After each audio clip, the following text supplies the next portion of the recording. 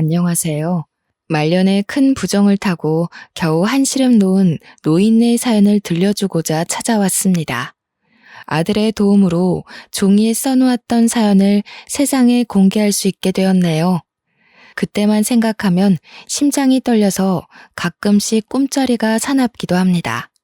제 나이 70을 바라보는 시점에서 그때의 일은 살면서 가장 큰 공경이었어요. 제가 도심에 사는 사람이 아니기 때문에 도시 사람들보다는 나쁜 사람을 만날 확률이 적긴 합니다. 그렇기 때문에 이번에 사연으로 쓰게 될 경험이 누군가에겐 두세 번 겪어본 일이 될 수도 있겠죠.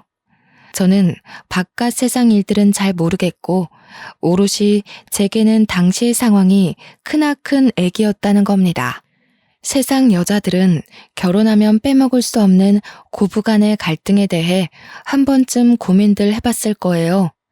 제가 말씀드리고 싶은 건 그것이 과연 며느리에게만 걱정되는 일일까 하는 겁니다. 저 또한 한때는 며느리였고 아들을 낳고 키워서 시모가 된 입장에서 며느리들만 시댁살이를 두려워한다는 선입견을 조금이라도 깨부수고자 이 사연을 써보게 되었습니다.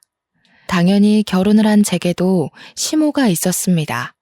제 시대 때의 결혼 생활은 요즘 세상의 문화와 너무 달라서 감히 며느리가 시모한테 한 소리 얹을 수 있는 입장이 못 되었습니다. 제가 나이 28살에 이미 나이 한 40은 되는 손을 가졌었다고 하면 이해될 겁니다.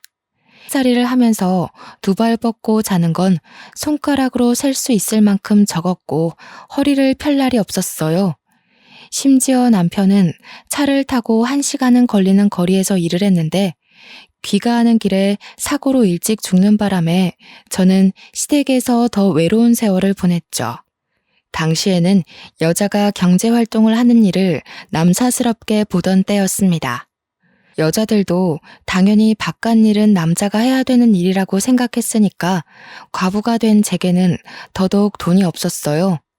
그래서 남편을 잃었음에도 그 집을 나가 살 생각은 못했고 내가 힘든 걸 참으면 내 아들은 따뜻한 곳에서 자고 밥 먹고 할 수 있으니 더 시댁에 붙어 있었죠. 그 때문에 아마 시모와 갈등이 더 최고조였을 겁니다. 손주를 여럿 보고 싶었던 시모는 자기 아들이 죽은 게 제 탓이라고 허구한 날 저주를 퍼부었습니다. 아들이 젖을 떼면서부터는 제 손으로 아들을 제대로 보듬어 본 날이 별로 없었어요. 시댁에서 손자 하나 있는 걸 아주 애지중지하며 왕자처럼 떠받들었거든요. 제가 아들을 키우면 죽은 남편이 허망하게 떠난 것처럼 손주도 잘못될지 모른다고 시모가 손도 못 대게 했습니다. 그러면서 시모는 제 아들에게 시댁의 대가 끊기지 않도록 커가는 아들에게 늘 교육하여 세뇌시켰습니다. 솔직히 저는 아들이 결혼 안 한다고 해도 상관없었어요. 결혼 문화가 이런 거라면 굳이 젊은 청춘들이 잠깐의 행복 때문에 기나긴 불행을 겪을 필요는 없다고 생각했으니까요. 제가 결혼 생활이 지옥 같았기에 제 아들은 남의 집 귀한 딸에게 이런 지옥을 주는 남편이 되길 바라지 않았습니다.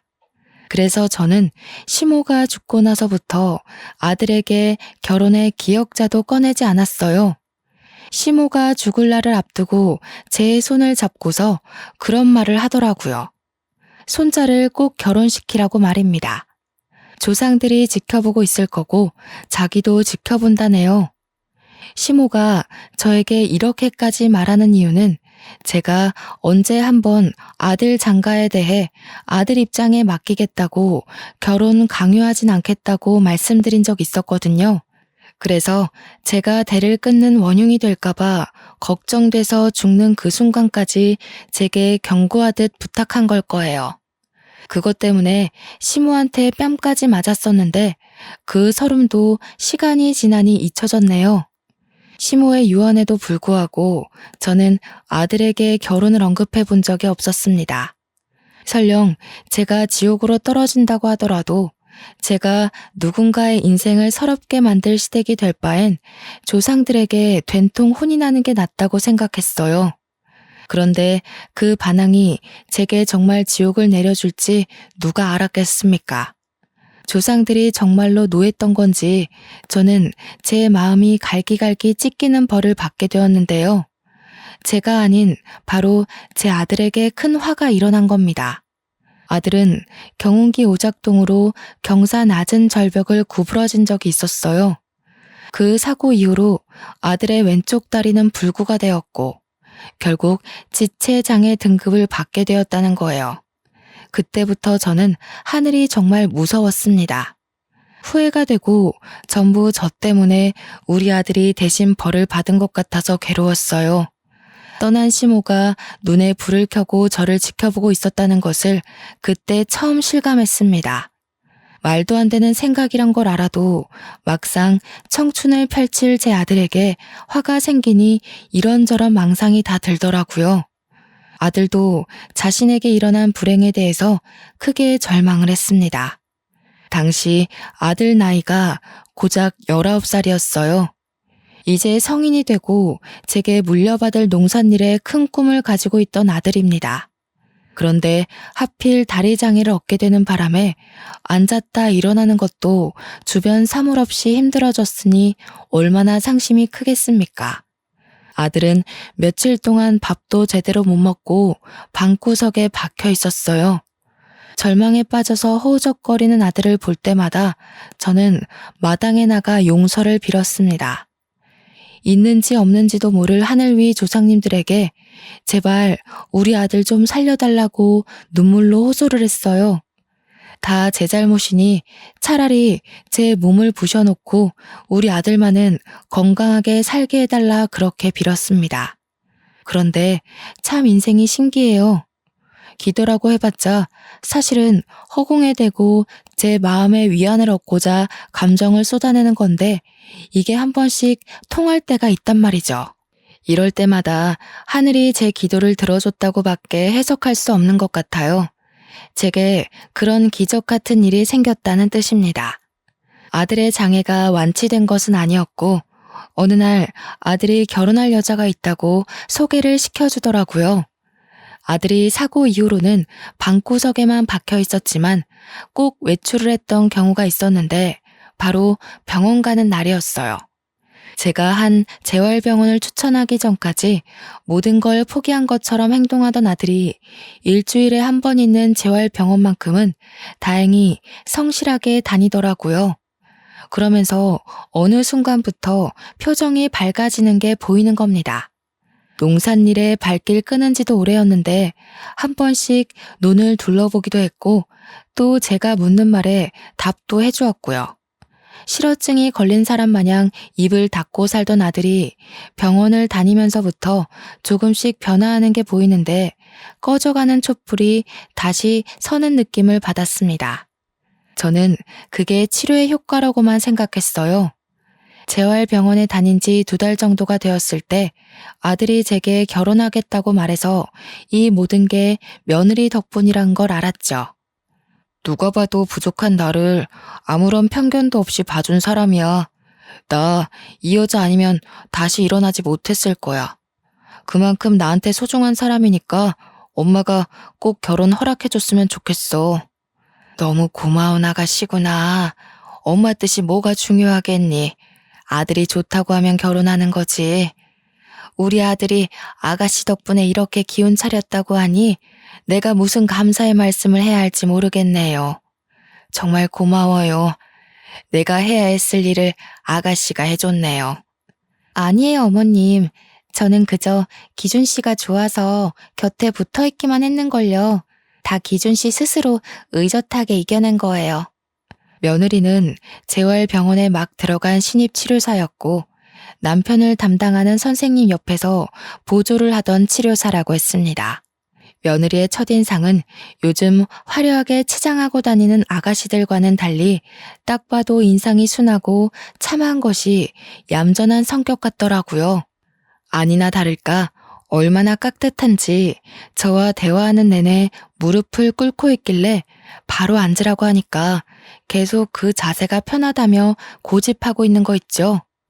제가 하는 말에 경청도 잘하고 자칫 잔소리로 들릴 수 있는 제 조언도 반응을 잘하는 거 아니겠습니까? 저를 시어머니로 보니까 아무래도 바짝 긴장하고 있는 것 같았어요. 저는 착한 며느리를 보면서 저의 지옥 같던 시댁살이가 문득 떠올랐습니다. 저도 아무것도 모르고 시집을 가서 거의 종살이 하듯 시댁에게 모든 걸 맞춰줬었는데요.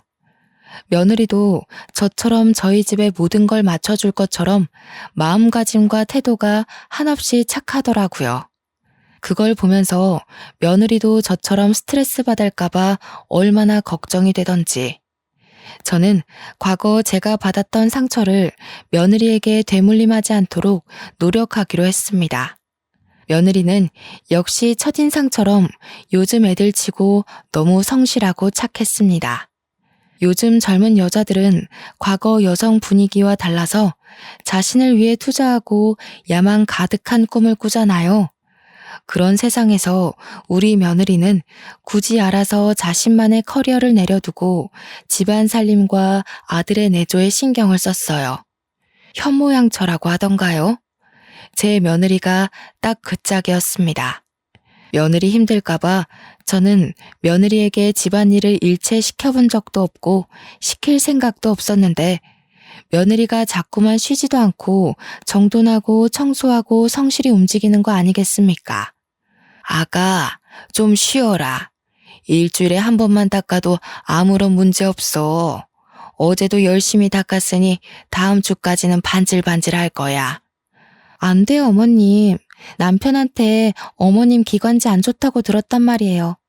먼지가 아무것도 아닌 것 같지만 얼마나 치명적인데요. 어머님 연세도 있으신데 병원 가는 일은 줄여야죠. 제 아들 챙겨주는 것도 충분히 고마운데 며느리는 제 걱정까지 알아서 해주며 저를 심으라고 어떻게든 모시려고 했습니다. 제가 아무리 며느리를 편하게 해주고자 마음먹어도 며느리가 저렇게 솔선수범 나서는데 어떻게 맞겠어요? 자기가 좋아서 하는 거라고 걱정 말라고 하니까 계속 나무랄 수도 없었습니다. 그래서 제가 선택한 방법은 같이 하는 거였어요. 며느리가 식겁하면서 저를 긋고 말리긴 했지만 나도 내가 좋아서 하는 거라고 그렇잖아도 운동 필요했는데 같이 운동한다고 생각하니까 재밌다고 해버렸습니다. 그랬더니 한날 며느리가 저더러 자기랑 운동 다니지 않겠냐고 하는 겁니다. 저는 그때 처음으로 요즘 세상이 어떻게 돌아가고 있는지 눈으로 볼 수 있었습니다. 며느리랑 백화점을 구경하기도 했고 문화센터 같은 데 가서 일일 수업도 받아보고 미용실 가서 머리도 했어요. 오랜만에 보는 도시 모습은 정말 요란하긴 하더라고요. 한 번쯤 세상 구경한다고 가보는 건 좋았지만 도시에서 살라고 하면 적응은 못할 것 같았습니다. 그래도 며느리 덕분에 도시 구경했더니 기분 전환은 되답니다. 그리고 돌아온 길에 보니까 읍내 쪽에 글 공부 학원이 생겼더라고요. 근방에 아이들보다 노인 수가 많다 보니까 노인을 위해서 만들어진 작은 학원이었습니다. 그걸 보면서 며느리가 저더러 글 공부한 적 있냐고 물어보더라고요. 당연히 그런 걸 했을 리가 있겠습니까? 저는 양성차별이 심하던 시대에서 청춘을 보냈고 저희 친정 부모님도 여자는 선천적으로 공부머리 없다고 책 읽는 것마저 눈치를 줬는걸요. 그러니까 제 말은 글 공부를 하고 싶다는 게 아니라 그냥 할 기회가 없었고 뒤늦게 하기엔 나이가 너무 늙어버려 그런 것에 욕심 없다고 말했을 뿐입니다.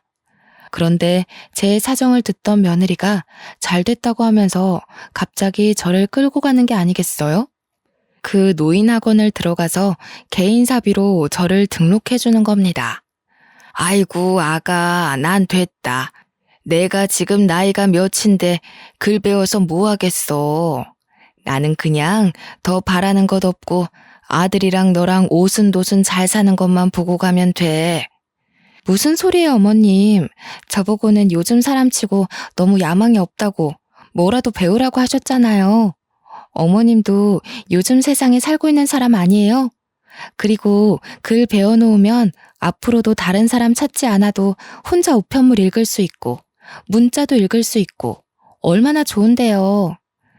학원은 일주일에 2번만 가면 되는 거라 그리 부담도 없었고 가더라도 1시간만 공부하다 오면 되는 거라서 몸이 힘든 일도 아니었습니다.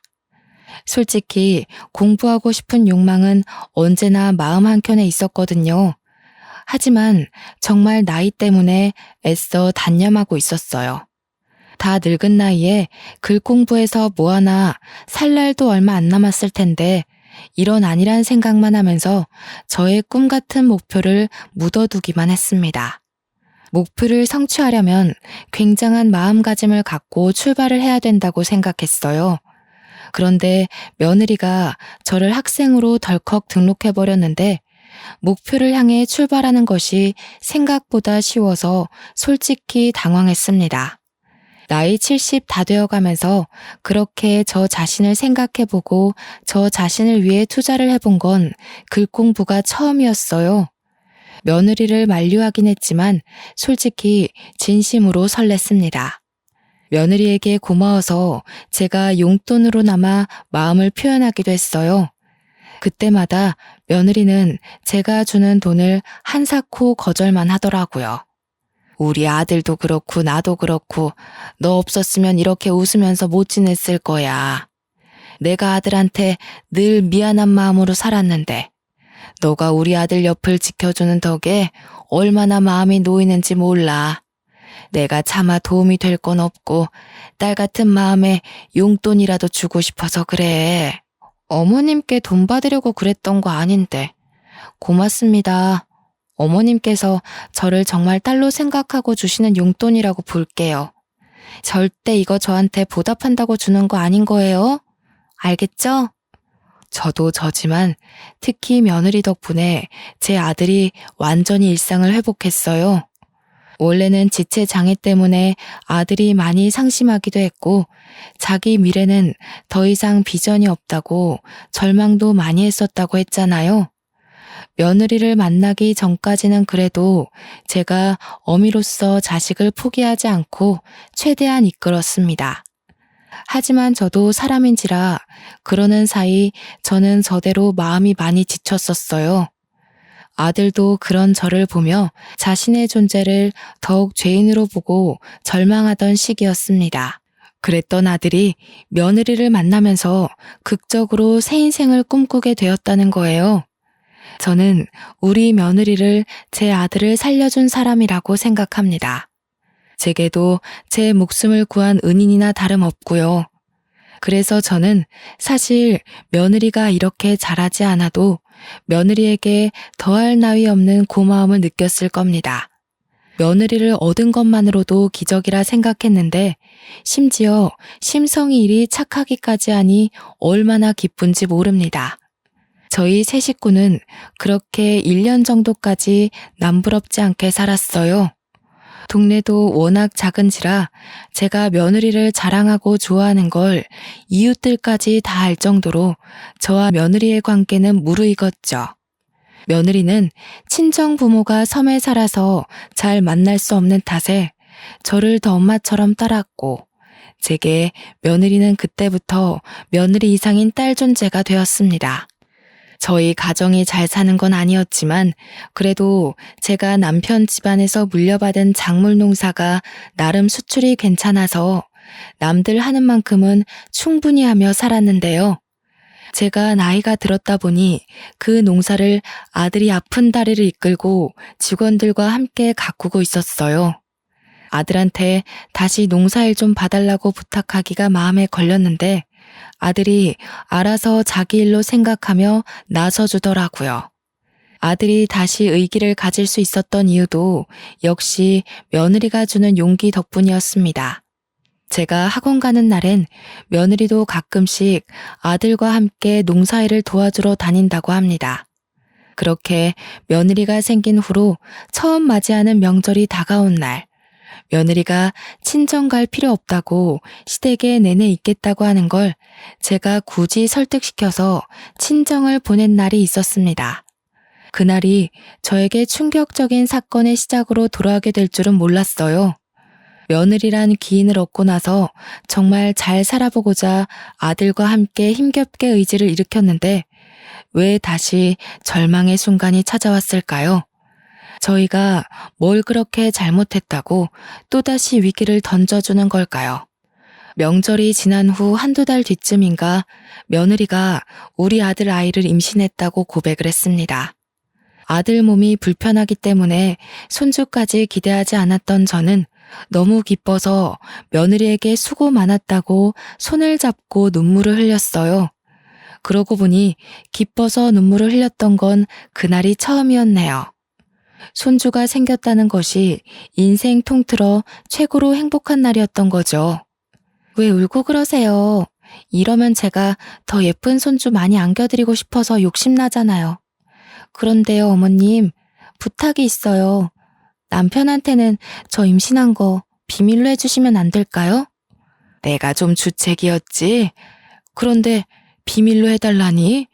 애비도 이 소식 들으면 없는 기운도 생길 텐데 이 좋은 일을 애비한테 알리지 않고. 저도 그러고 싶은데 남편 이번 주말에 처가 도우러 가야 되잖아요. 괜히 저 때문에 걱정 끼치고 싶지 않아서요. 다녀오면 그때 알려주고 싶어요. 우리 아들은 며느리의 부탁으로 그게 불과 3, 4개월은 되는 일이라고 며느리가 미리 말해주었습니다. 당연히 우리 며느리가 저희 집 와서 이렇게 내조 잘하고 살림 잘하며 노력하는데 우리 아들도 사돈댁에 좋은 사이로 도움이 되면 좋겠다 싶어 제가 흔쾌히 허락한 사실이에요. 아들도 자기 처가 도우러 가는 것에 전혀 망설임이 없었고요. 멀리 가는 아들이 혹시라도 타지에서 아이 생각 때문에 발목 잡히거나 마음이 싱숭생숭할까봐 며느리는 그게 걱정되었나 봅니다. 세상 좋은 소식인데 걱정될 게 뭐 있나 싶었던 저는 며느리의 마음이 잘 이해가 안 되었지만 며느리의 여린 마음씨를 알고 있기 때문에 웬만해선 며느리의 말을 들어주고 싶었습니다. 그래서 아들에게 며느리의 임신 사실을 비밀로 했어요. 아들이 떠나는 날 저는 버스에 오르는 아들을 보면서 얼마 후 잉태될 자식을 보고 기쁨을 느낄 아들 표정을 기대하며 배웅했었죠. 그렇게 아들이 떠나고 저는 며느리와 둘이 촌동네에 남아서 마실 삼아 논을 돌며 농사를 관리했고 저는 계속해서 일주일에 2번 학원 다니는 것도 성실히 출석했습니다. 며느리 말대로 제가 원래는 글 읽는 것도 서툴러서 우편물이나 집 관리비나 직원들이 보내는 문자가 오면 꼭 며느리랑 아들한테 대신 읽어달라고 할 정도로 까막눈이었거든요. 그런데 사교육을 받다 보니 이젠 하나둘씩 단어가 보이기 시작하는데 그게 얼마나 짜릿하고 즐거운지 모릅니다. 물론 그래도 한참 못 미치는 언어 수준이라서 며느리에게 자랑까진 못했어요.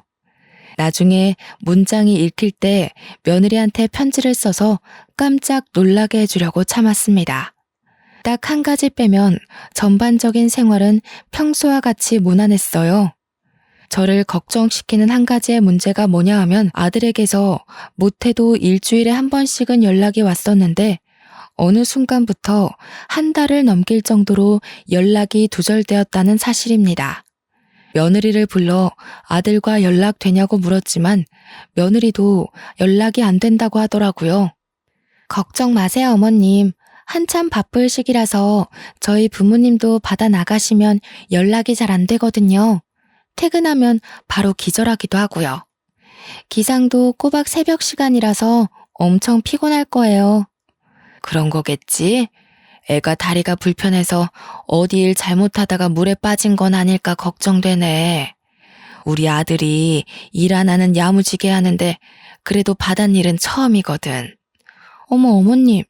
그냥 하는 소리라도 그런 말씀 마세요. 혹시라도 부정나면 어떡해요. 남편 잘하고 있는지 제가 나중에 부모님께 연락해 볼 테니까 나쁜 생각은 마세요.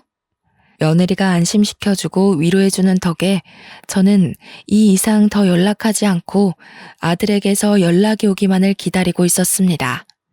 시간은 어쩜 그렇게 빠른지 몰라요. 아들과 연락이 두절된 지 몇 달은 넘어갔을 겁니다. 저는 정말로 문장이 익힐 만큼 글 실력이 늘었고 며느리에게 편지를 쓸 수 있는 수준까지 되었어요. 그때가 무려 아들이 떠난 지 반개월째였던 걸로 기억합니다. 제가 그나마 마음을 놓을 수 있었던 건 아들이 제겐 연락 없더라도 며느리한테는 연락을 줬기 때문이었어요. 며느리가 아들 소식을 중간중간 저한테 대신 전해줬거든요. 바빠서 저한테까진 연락할 여유가 없고 통화 시간이 부족해서 며느리한테만 안부를 전해야만 한다고 그랬다더군요. 그때 조금이라도 의심을 했어야 하는 건데 바보같이 저는 안심을 해버렸습니다. 오히려 저 대신 아들을 그렇게 신경 써주는 며느리가 있어서 항상 고맙게만 생각했죠. 그러니 학원에서 주고 싶은 사람에게 만들라던 꽃과 편지도 며느리 것만 만들었었어요. 제 실력을 보고 놀랄 며느리 얼굴을 상상하면서 그날 기쁜 마음으로 하원했습니다. 며느리는 제가 하원하는 시간을 알기 때문에 다른 곳에 일을 나갔더라도 항상 시간 맞춰서 마중을 나오곤 했어요. 그런데 그날따라 며느리가 코빼기도 안 보이더라고요. 당연히 수고 많았다고 내다볼 줄 알았는데 며느리 방해가 노크를 하고 문 열어봤는데도 없었습니다. 일 보러 나갔다가 늦을 수도 있는 거니까 그러려니 하고 며느리 방을 나오려고 했어요. 근데 마침 제 눈에 의아한 것이 하나 들어오더라고요.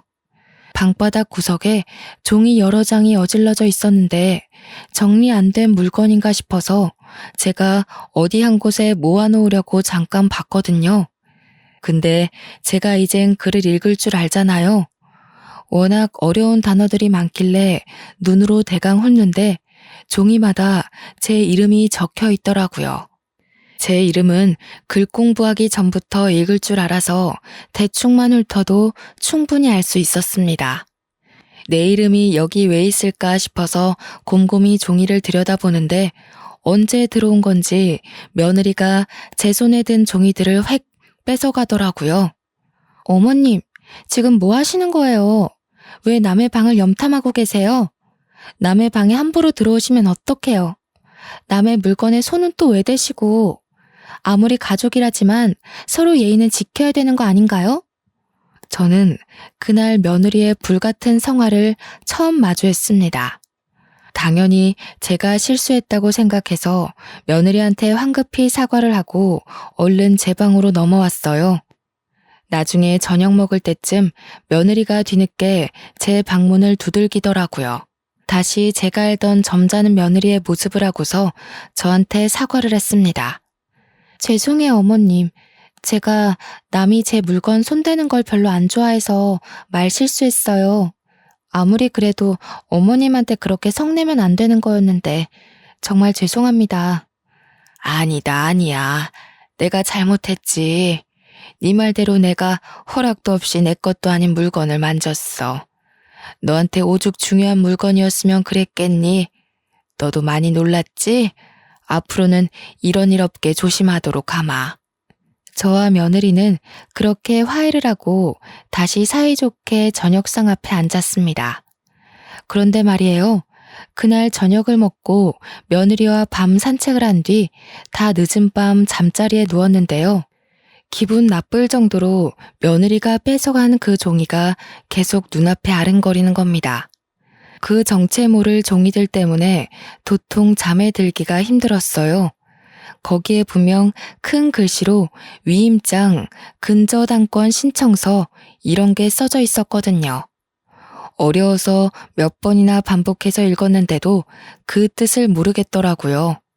그리고 또 계속 거슬리는 건 며느리가 분명히 자기 물건이라고 했는데 제 이름이 써져 있었다는 거예요. 며느리 물건인데 제 이름은 왜 필요했던 걸까요? 도대체 저 어려운 단어들이 의미하는 바는 뭐일까요? 그것들이 그날 밤 내내 저의 머릿속을 괴롭혔습니다. 누구에게 속 시원히 듣지 않으면 계속 찝찝하게 남아있을 단어들이었죠. 결국 밤잠을 설친 저는 다음날 며느리에게 학원에 두고 온 짐이 있다고 거짓말을 한 뒤에 잠깐 외출을 했고 학원에 가서 글공부 선생님한테 그것에 대해 물어봤습니다. 만약 어머님께서 토지 재산을 가지고 있다고 가정해보면요. 그 토지를 담보로 대출할 때 준비해야 되는 서류들이에요. 위임장의 경우는 어머님이 대신 대출 신청을 못할 일을 대비해 다른 사람에게 권리를 위임한다는 증명서고요. 대출이요? 나는 대출할 일이 없는데. 그런 종이들 속에 내 이름이 있으면 그거 내가 허락했다는 의미가 되는 건가요? 그렇죠. 어머님 앞으로 대출이 되는 거예요. 담보로 대출을 할 정도면 꽤 큰 액수겠는데요. 근데 그런 건 어디서 듣고 오셨어요? 저는 처음엔 선생님이 설명해 주는 것을 바로 이해하지 못했습니다. 대출에 관련된 서류를 왜 며느리가 가지고 있고 왜 나한테는 말도 없었으며 뭐 때문에 내 땅을 담보로 돈을 빌린 걸까 하나도 시원하게 알아채는 것이 없었죠. 그저 이게 다 사실일까 싶어서 복잡한 생각에 혼란스럽기만 했습니다. 선생님은 제 표정을 보고 더 놀랐는지 혹시 무슨 일 있냐고 바로 물어보더라고요. 저 스스로도 정리되지 않은 일들이라 선생님한테 무어라 설명도 못하고 일단 나중에 다시 오겠다고 한 뒤에 집으로 돌아갔습니다. 며느리는 또 집에 없었습니다. 기회라고 생각했어요. 저는 저번처럼 며느리 방을 몰래 들어가 그때 그 서류들을 찾아봤습니다. 방이 그렇게 큰 것도 아니었고 가구가 많은 것도 아니었거든요. 그런데 이번에는 아무리 뒤져도 서류들이 안 나오는 겁니다. 그렇게 수납장과 옷장을 뒤지다가 알게 된 건 서류가 아니라 며느리 짐이 없어졌다는 거였습니다. 순간 등골이 오싹해지더라고요. 한참을 며느리 방에 서 있다가 급하게 며느리한테 전화를 해봤어요. 두세 번 전화를 해도 며느리 전화가 꺼져 있다고만 하더군요. 도대체 이게 무슨 일인가 싶었습니다. 제가 생각하는 상황이 맞나 의심도 되었어요. 선생님 말대로 며느리가 가진 서류가 대출 관련 서류라면 제 앞으로 그 대출금이 떨어졌다는 거잖아요. 그 생각이 들자 저는 이럴 게 아니라 은행에 가서 제 대출 현황을 알아봐야겠다고 생각했습니다. 동네에 은행이 하나밖에 없어서 저랑 며느리가 같은 은행을 사용했다는 건 천만 다행인 일이었어요. 은행 가서 제 앞으로 된 대출 현황을 조회해보니 세상에나 무려 4억의 돈이 빠져나가 있었지 뭡니까. 충격받은 저는 크게 뛰는 심장을 부여잡고 은행원에게 따졌습니다. 이게 뭐예요? 선생님, 이거 제가 빌린 거 아니에요. 당사자가 맞는지 신분증 확인도 안 했어요? 이거 다 물러주세요. 저는 이런 돈 빌린 적 없습니다. 제 말에 당황한 건 은행원도 마찬가지인 듯 했습니다. 은행원은 그저 위임장을 받고 절차대로 했을 뿐이라며 제게 증거 자료도 보여줬어요. 위임장에는 제 도장이 찍혀 있었고 며느리 이름과 제 이름이 나란히 기재되어 있었습니다. 며느리가 제 인감 도장까지 훔쳤나 봐요. 이러니 제 사정을 모르는 은행에선 절차대로 했을 뿐이라는 말 사실 맞잖아요. 제가 은행에서 해결할 수 있는 건 아무것도 없었습니다. 금방이라도 무너질 것 같은 다리를 버티며 은행을 나온 저는 일단 다시 집으로 돌아갔습니다. 그러자 그때 저랑 친하게 지내던 부동산 아줌마가 어머니 하고 튀어나와서는 여느 때처럼 저를 반갑게 부르더군요. 아유, 우리 어머니 누가 마음 좋은 거 모를까봐. 며느리를 끔찍이 아끼는 것 좀 봐. 어쩌자고 부동산 명의를 며느리 앞으로 돌렸대. 며느리 자랑 끔찍하게 하더니 집까지 내줄 정도로 애가 그렇게 착해요? 아니면 손주 생긴 기념 선물인가? 그게 무슨 소리예요? 명의가 어쩌고 어째요? 내 부동산 재산 말하는 거요? 그 며느리 이름으로 돌아갔다는 말이에요? 제대로 말해봐요. 에? 나도 제주도 놀러 갔다 와서 소식 몰랐는데 얼마 전에 어머니 농사 일하는 직원 있잖아요. 거기서 키 좀 큰 아저씨. 그 사람이 그러던데. 그 소리를 듣자마자 저는 인사도 못하고 당장 저희 농사 직원들에게 갔고 부동산 아줌마가 말했던 직원을 찾아서 제가 들은 사실에 대해 물었습니다.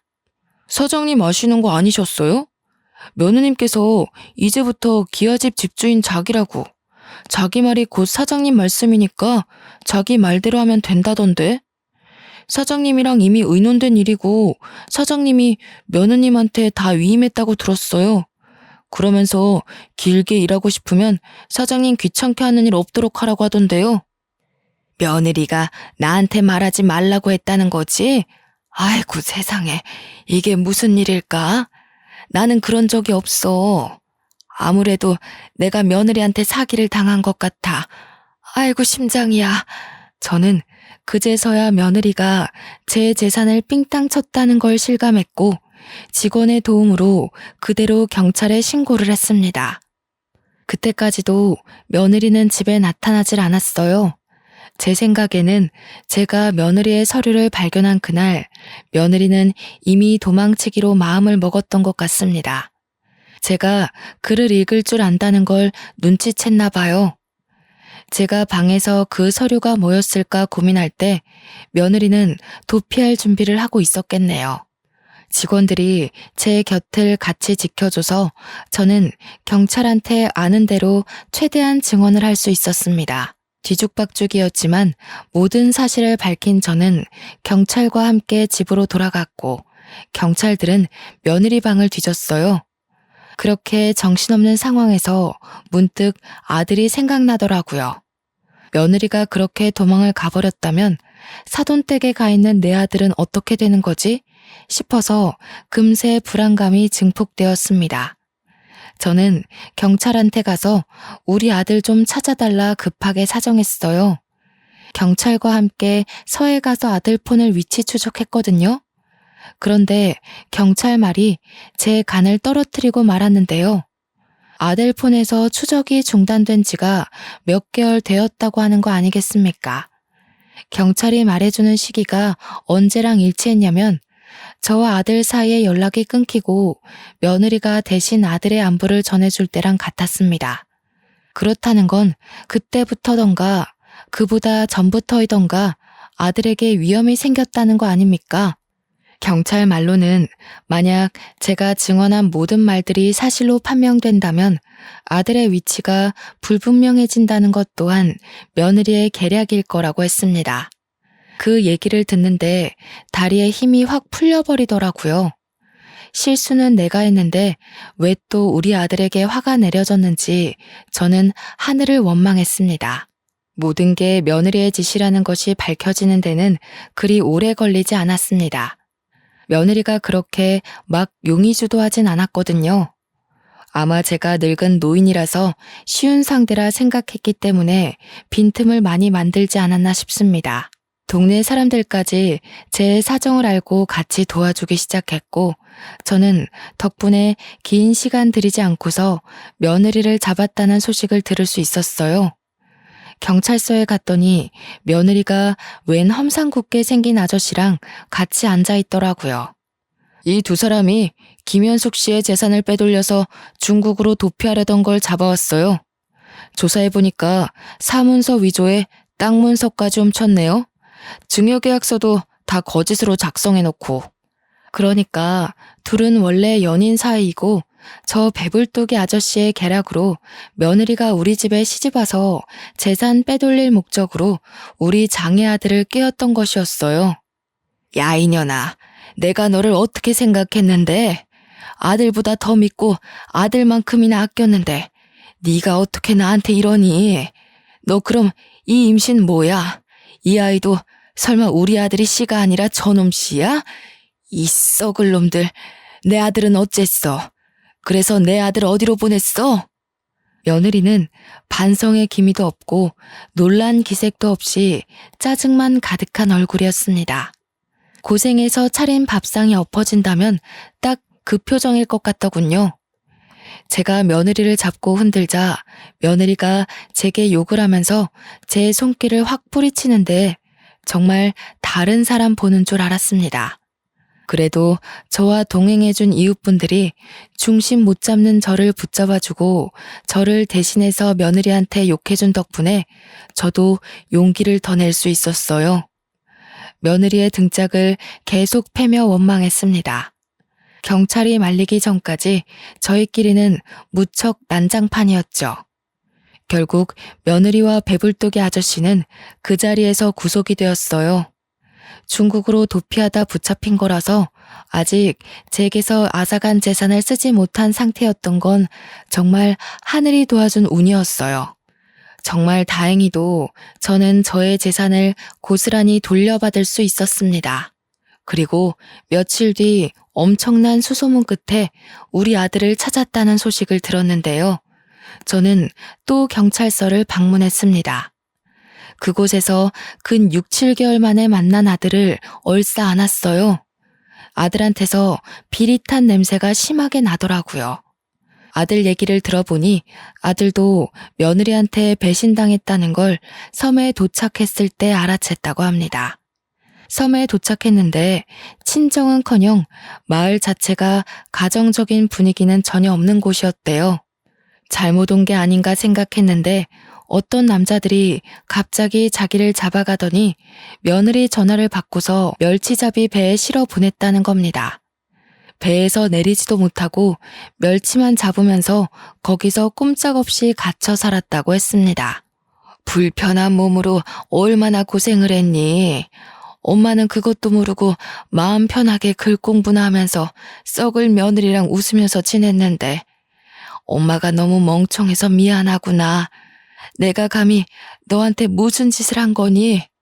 저는 죄책감에 아들을 보듬어 안아주며 미안하다고 자책의 눈물을 흘렸습니다. 솔직히 아들이 저를 용서해 줄 거란 기대도 안 했고 아들이 예전처럼 이대로 좌절해버릴 줄 알았어요. 결국 자기는 장애인 몸으로 아무런 희망도 가질 수 없는 사람이 맞다면서 삶을 완전히 포기할 줄 알았습니다. 그런데 아들은 오히려 그날 이후로 독하게 마음을 먹더라고요. 억울한 일을 겪어보니까 자신이 얼마나 무지한 사람인지를 깨우쳤다면서 장애를 가진 것이 불행이 아니라 자신 스스로를 지키지 못하는 게 바보라는 걸 알았다고 하더군요. 앞으로는 속수무책 당하는 일 없도록 힘을 기를 거라면서 재활을 더 열심히 다녔고 농사일도 적극 일으켰습니다. 그리고 최근에는 아들이 공부도 시작했어요. 아는 것이 힘이라는 걸 제대로 느끼긴 했나 보더라고요. 아들 나이 30대 후반에 사법 공부를 시작했는데 변호사가 되기 위한 건 아니었고 공부를 해서 사법 시험을 볼 수 있을 만큼 법 지식을 얻고 싶다고 하지 뭡니까? 어떤 쪽이든 저는 상관이 없었습니다.